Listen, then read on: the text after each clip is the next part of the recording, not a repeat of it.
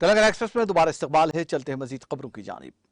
वज़ीर आज़म नरेंद्र मोदी ने आज मुल्क के तमाम वज़राए आज़म की जिंदगी और उनकी खदमात पर वज़ीर आज़म म्यूजियम का इफ्तिताह किया।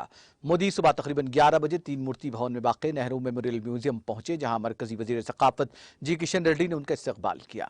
मोदी ने बाद में म्यूजियम का दौरा किया और फिर साइन बोर्ड की नकाब कुशाई करते हुए म्यूजियम का इफ्तिताह किया। यह इफ्तिताह आइन के मेमार बाबा साहब अम्बेडकर के यौम पैदाइश के मौके पर किया गया है। इस मौके पर साबिक़ मरकजी वज़ीर ममलकत MJ अकबर भी मौजूद थे।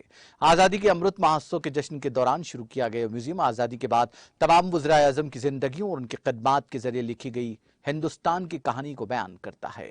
मुल्क की तामीर में हिंदुस्तान के तमाम वज़राए आज़म के ताउन को खराज तहसीन पेश करने के लिए प्राइम मिनिस्टर म्यूजियम एक जामे कोशिश है, ताकि आज़ादी के बाद से हिंदुस्तान के हर वज़ीर आज़म को उनके नजरिए या दौर से क़त नज़र मुल्क के लिए उनकी खदमात के लिए खराज तहसीन पेश किया जाए, जिसका मकसद नौजवान नस्ल को हमारे तमाम वज़राए आज़म की क़ियादत, विजन और कामयाबियों के बारे में आगाह करना और उनकी हौसला अफजाई करना है। मध्य प्रदेश के वज़ीर दाखिला डॉक्टर नरोत्तम मिश्रा ने आज कहा कि तशद्दुद से मुतासिरा खरगोन में हालात अब काबू में हैं। डॉक्टर मिश्रा ने अपने बयान में कहा कि तशद्दुद के सिलसिले में अब तक 105 अफराद को गिरफ्तार किया गया है और 90 को जेल भेजा गया है। सोशल मीडिया पर कुछ गुमराहकुन खबरों मिलने के बाद पूरी रियासत के SPs को फौरी कानूनी कार्रवाई करने की हिदायत दी गई है। अफवाहें फैलाने या जाली वीडियोज बनाने वालों के खिलाफ भी कार्रवाई की जाएगी। उन्होंने कहा कि इंतजामिया को आइंदा त्योहारों के दौरान इजाफी चौकसी बरतने की भी हिदायत दी गई है।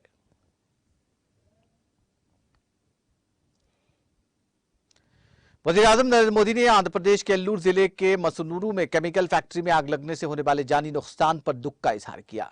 वज़ीर आज़म ने हादसे में जख्मी होने वालों की जल्द सेहतयाबी के लिए नेक तमन्नाएं वाबस्ता की। वज़ीर आज़म के दफ्तर ने जुमेरात को मोदी के पैगाम ट्वीट करके कहा कि आंध्र प्रदेश के एल्लूर जिले में एक केमिकल फैक्ट्री में होने वाले हादसे में जानों के नुकसान से दुखी हूं। मरने वालों के अहले खाना से मेरी ताज़ियत। मैं जख्मियों की जल्द सेहतयाबी की दुआ करता हूं। नायब सदर जमहूरिया वेंकैया नायडू ने डॉक्टर अम्बेडकर को खराज अकीदत पेश करते हुए कहा कि हिंदुस्तानी आइन मुल्क के लिए समाजी, इक़्तिसादी और सियासी इंसाफ का रहनुमा दस्तावीज बन गया है। यहाँ जारी एक पैगाम में नायडू ने कहा कि डॉक्टर अम्बेडकर ने मसावात पर मबनी समाज के क़याम के लिए अपनी पूरी जिंदगी जद्दोजहद की। उन्होंने कहा, हमारे आइन के मेमार, मारूफ मुफक्किर और समाजी मुसल्लह डॉक्टर बाबा साहब भीमराव अम्बेडकर के यौम पैदाइश पर एक मसावात पर मबनी समाज के लिए आपकी जिंदगी भर की जद्दोजहद को सलाम पेश करता हूं। आपके नुक्ते नज़र से हमारा आइन मुल्क के लिए समाजी, मुआशी और सियासी इंसाफ का रहनुमा दस्तावीज बन गया है। वज़ीर आज़म नरेंद्र मोदी ने डॉक्टर अम्बेडकर को खराज पेश करते हुए एक ट्वीट में कहा कि डॉक्टर अम्बेडकर को उनकी यौम पैदाइश पर मैं खराज पेश करता हूं। उन्होंने हिंदुस्तान की तरक्की में ज़बरदस्त ताउन दिया। आज का दिन इस अज़्म को दोहराने का है कि वो हमारे मुल्क के लिए उनके ख्वाब को पूरा करेगा। मुल्क के साथ साथ वादी कश्मीर में बैसाखी का त्यौहार जोशो जज्बे के साथ मनाया गया। इस मौके पर गुरुद्वारों में सिख बरादरी ने कीर्तन और अखंड पाठ में हिस्सा लिया। उधर छठी पातशाही, रानावारी, तराल, बारामूला, मटन और वादी के बाकी इलाकों में मौजूद सिखों ने गुरुद्वारों में जाकर हाजिरी दी, जबकि गुरुद्वारों में लंगर का अहतमाम किया गया था, जहां पर शुरका में खाना तकसीम किया गया। बैसाखी के दौरान वादी के अमन व अमान के लिए भी दुआएं की गई।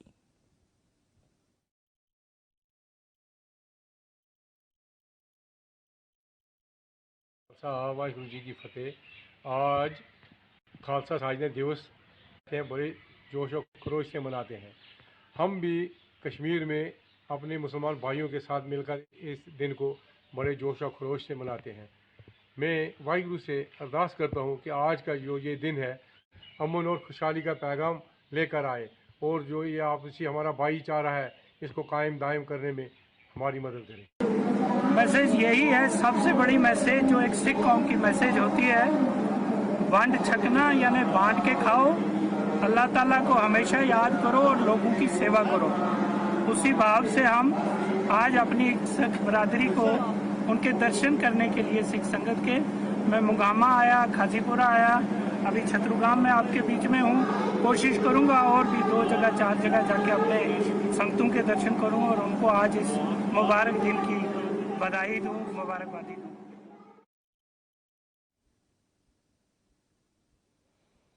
कुदरती गैस की तकसीम करने वाली कंपनी इंद्रप्रस्थ गैस लिमिटेड ने जुमेरात को दिल्ली में कंप्रेस्ड नेचुरल गैस की कीमत में ₹2.5 फी किलो का इजाफा किया। अप्रैल में सीएनजी की कीमतों में दूसरे इजाफे से यहां कीमत 71.61 रुपए फी किलो तक पहुंच गई है।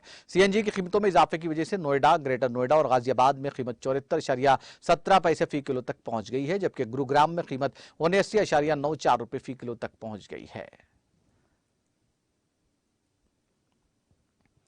श्रीनगर में शोराफाक झील डल के किनारों पर वाक़ई एशिया के सबसे बड़े बाग गुलेलाला में रवां सीजन के दौरान सयाहों की रिकॉर्ड साज तादाद दर्ज की जा रही है। मुतालिका हुक्काम के मुताबिक इमसाल अब तक 3,30,000 सयाह इस बाग की रानाई और दिलकश मनाजिर से लुत्फानंदोज हुए हैं, जबकि बाग सयाहों के लिए अभी भी कुछ दिन खुला रहेगा। उनका कहना था कि साल गुज़िश्ता इस बाग की सैर करने वाले सयाहों की कुल तादाद 2,26,000 ही दर्ज हुई थी।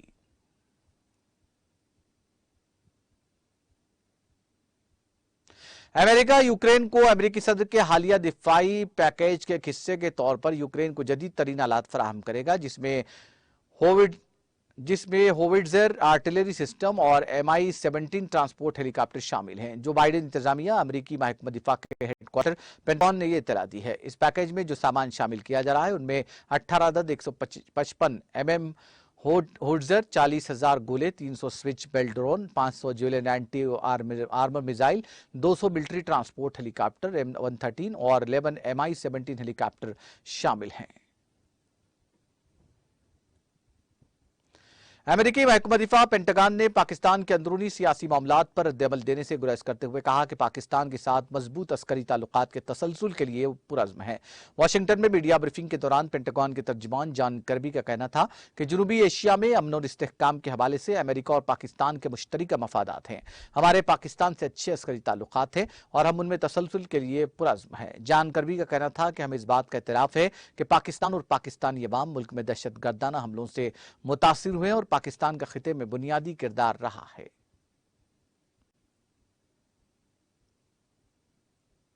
नाइजीरिया के शहर सोकोतो में हुए एक कश्ती हादसे में 21 खवातीन समेत 5 बच्चों की मौत हो गई।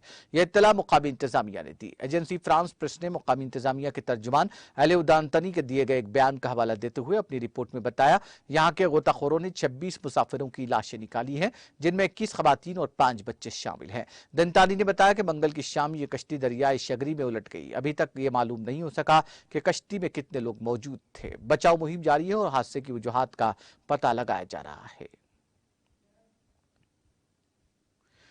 जनूबी अफ्रीका के शहर डरबन और गिरदोलिवाह में तूफानी बारिशों ने तबाही मचा दी है। गैर मुल्की खबर रसां एजेंसी के मुताबिक जनूबी अफ्रीका के शहर डरबन और मुख्तलिफ इलाकों में बारिशों की वजह से सैलाब और लैंडस्लाइडिंग के वाक़यात में हलाकतों की तादाद 259 तक पहुंच गई, जबकि मुतादिद अफराद अब भी लापता हैं। पीर की रात से शुरू हुए बारिशों के नतीजे में कई बस्तियों में सैलाब आ गया, जिसने कई घरों को तबाह कर दिया। सड़कें बह गईं और दर्जनों अफराद बेघर हो गए। रिपोर्ट्स के मुताबिक जनूबी अफ्रीका के सदर साइरल रामाफोसा ने सैलाबी बारिशों को मौसमियाती तब्दीली का नतीजा करार देते हुए कहा कि दुनिया इस तब्दीली से निमटने में अब मजीद ताखीर की मुतहम्मिल नहीं हो सकती। दूसरी जानिब जनूबी अफ्रीकी महकमा मौसमियात ने बारिश की मौजूदा रफ्तार को मौसमियाती तब्दीली करार देने से इनकार किया और कहा कि इस तरह की शदीद बारिशें आम नहीं हो सकती। इसके अलावा हुक्काम ने डरबन में मजीद तूफानी बारिशों की पेश कियासी की है, जिससे सैलाब का भी खतरा है।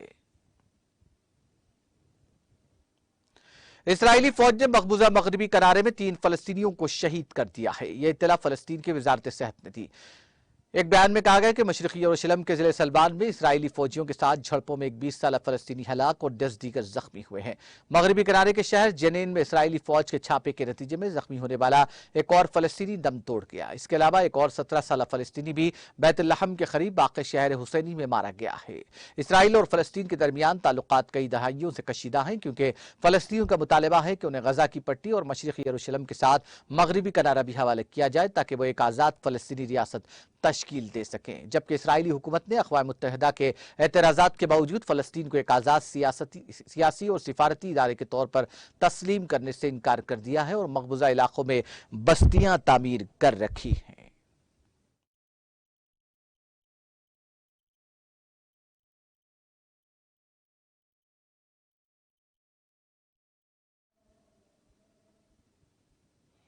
आखिर में सुर्खियां एक बार फिर।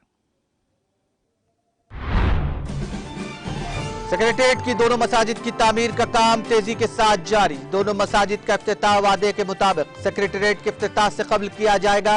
सेक्रेटेरिएट के तामीराती कामों के दौरे के बाद वजीर दाखिला मोहम्मद महमूद अली का मीडिया से खिताब।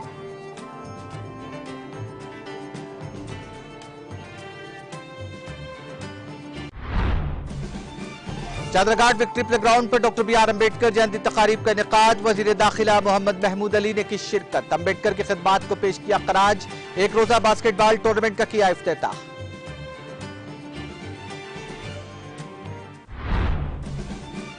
तेलंगाना के सिद्दीपेट जिले के हर गांव में अम्बेडकर का मुजस्समा नस्ब किया जाएगा। सिद्दीपेट में अम्बेडकर जयंती तकरीब से रियासती वजीर हरीश राव का खिताब।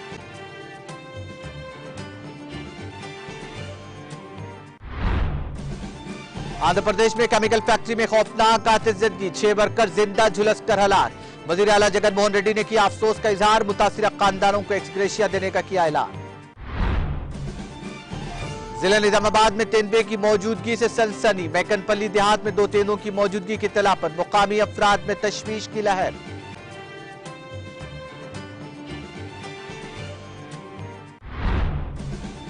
और वजीर आजम नरेंद्र मोदी ने वज़ीर आज़म म्यूजियम का किया इफ्तिताह। तकरीब में दीगर अहम सियासी रहनुमाओं ने की शिरकत।